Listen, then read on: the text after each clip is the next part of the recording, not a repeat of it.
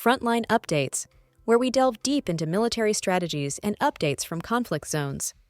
Today, we're discussing the progress of the ongoing special military operation as of today. I'm your host, Sharifa Muhammad MGT. I'm Colonel A.C. Oguntoye, an infantry officer. The October 28, 2025 operations reflect a decisive continuation of Russia's attritional synchronization strategy, merging precision strikes with controlled ground maneuver to exhaust Ukraine's logistical depth and fragment its command structure. The growing encirclement battles in Kupiansk and Krasnoarmysk signal a shift from distributed attrition to localized annihilation tactics, seeking to collapse Ukrainian defensive nodes one pocket at a time. Strategically, Russian operations are shaping a winter consolidation phase centered on controlling supply corridors and denying Ukraine operational mobility. The emphasis on EW suppression and infrastructure targeting indicates a transition toward dominance in the information and logistics domains, ensuring Ukraine's degradation continues even without high-tempo offensives. In essence, October 28 underscores the transformation of the conflict into a campaign of cumulative exhaustion. Welcome to Frontline Updates, the podcast that brings you in-depth insights into military operations from those leading them on the ground. Today, we're joined by Colonel A.C. Oguntoye, an infantry officer monitoring critical missions on the progress of the special military operation as of today. Colonel Oguntoye, thank you for being with us. Thank you. It's good to be here.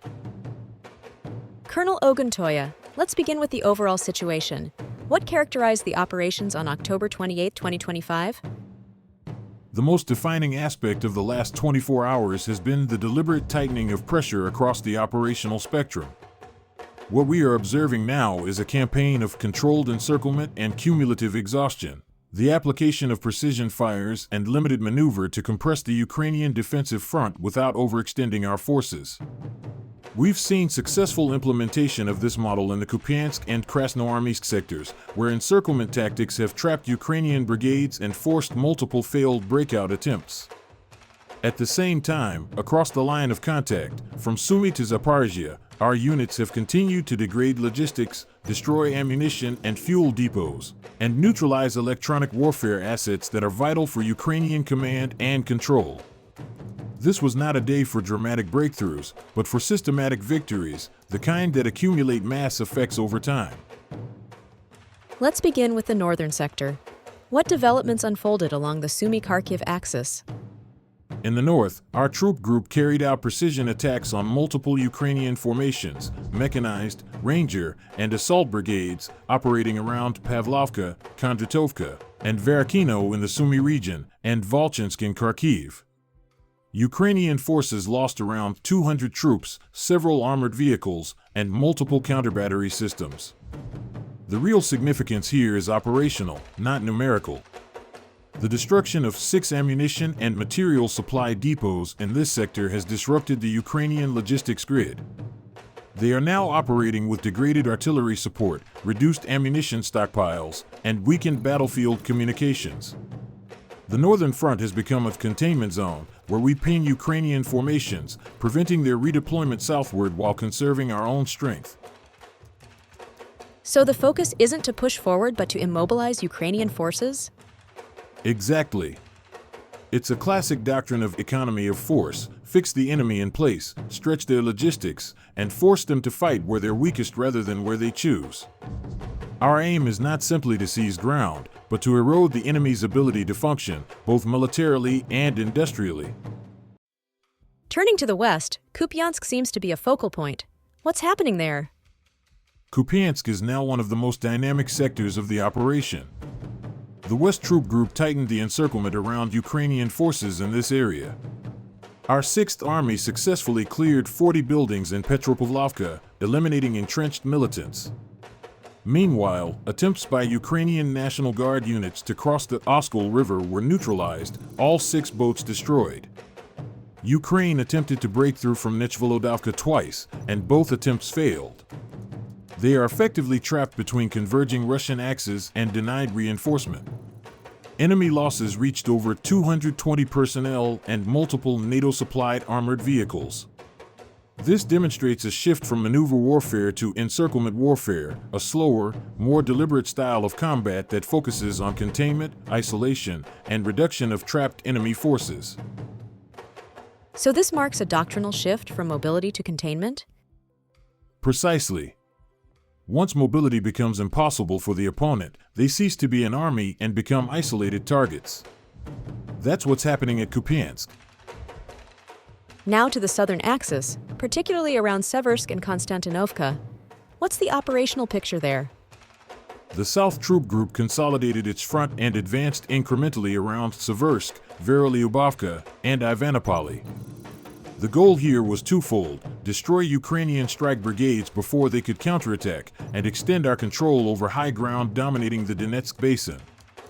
We inflicted over 200 casualties, destroyed multiple armored vehicles and artillery guns, and took out fuel and ammunition depots that supported enemy sustainment. These operations are less about territory and more about attrition, removing the enemy's tools of warfare faster than they can replace them. Is this still part of the same attrition-based operational doctrine we've discussed before? Yes. In this war, success isn't measured in kilometers, but in combat power retained versus combat power lost. Our approach here is methodical, not hasty. Every kilometer gained is sustainable, defended, and supplied. The center sector, especially around Krasnoarmeysk and Dmitrov, appears critical. What's the situation there? This is the center of gravity for the current phase of operations. Our center troop group achieved major gains near Krasnoarmeysk, where Ukrainian formations have been encircled and are now being systematically reduced. The Trojanda neighborhood has been completely cleared, and repeated Ukrainian attempts to break out northward have failed. Our forces also repelled a mechanized counterattack from Breshino, destroying the vehicles before they reached engagement range. Ukrainian losses exceeded 480 troops, and their M777 howitzer and multiple armored vehicles were neutralized. This is a textbook application of encirclement doctrine: fix, isolate, and destroy. By cutting off escape routes and interdicting reinforcement attempts, we are forcing the enemy into urban fortifications that become traps rather than strongholds. So the central sector is the operational hinge of the campaign? That's correct. It's the fulcrum. Control here allows operational pressure to radiate outward into both Donetsk and Dnipropetrovsk regions. Let's discuss the east. There's been mention of advances in Zaporizhia. Yes, our East Troop Group advanced deeper into Ukrainian defenses, liberating Vishnevo, Ribno, and Uspanovka. Ukrainian losses exceeded 260 personnel, along with multiple armored vehicles and artillery systems. This sector illustrates the interplay between ground maneuver and deep interdiction. Strikes against Ukrainian depots and infrastructure in the rear have hollowed out their ability to resupply frontline units. Each local advance we make now comes with exponentially greater operational weight because the Ukrainian capacity to respond is diminishing daily. Finally, let's look at the Dnipro front, which often gets less attention but remains strategically vital. That's true. The Dnipro Troop Group conducted interdiction operations around Orkhov and Pavlovka, targeting mechanized and coastal defense brigades. We destroyed multiple vehicles, EW stations, and over 40 personnel. This sector's importance lies not in its movement, but in its stability. It's a defensive anchor, protecting southern logistics and ensuring that Ukrainian sabotage or riverine incursions remain impossible. Stability here equals operational freedom elsewhere. Could you summarize the role of air and missile forces over the past 24 hours? Yes. Our operational tactical aviation, missile troops, and UAVs executed 158 coordinated strikes. These targeted energy infrastructure, UAV workshops, a military airfield, and a rail convoy carrying Western equipment into Donbass. Air defense units were also highly active, intercepting 124 fixed-wing UAVs within a single day, a testament to the efficiency of our integrated layered air defense. Together, these actions further isolate Ukrainian forces tactically and strategically. Colonel, Thank you for providing such a detailed briefing on the current military situation. Your insights are invaluable to our understanding of the conflict's dynamics. And thank you to our listeners for tuning in. Join us next time as we continue to provide up-to-date coverage on global military affairs. Stay with us for more updates and expert analyses on global defense and security issues. Stay informed, stay secure. Thank you for the opportunity. The October 28th operations underscore the maturation of Russia's encirclement and exhaustion doctrine, an operational philosophy prioritizing systematic destruction over speed. By tightening multiple small encirclements, destroying depots, and neutralizing Ukraine's EW and artillery backbone, Russian forces are shifting from a war of movement to a war of endurance.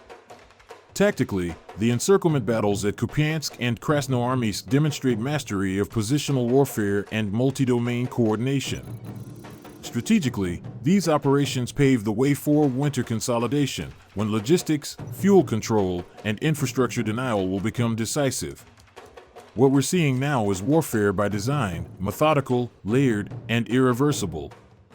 Ukraine's combat system isn't just being defeated, it's being disassembled, one sector at a time.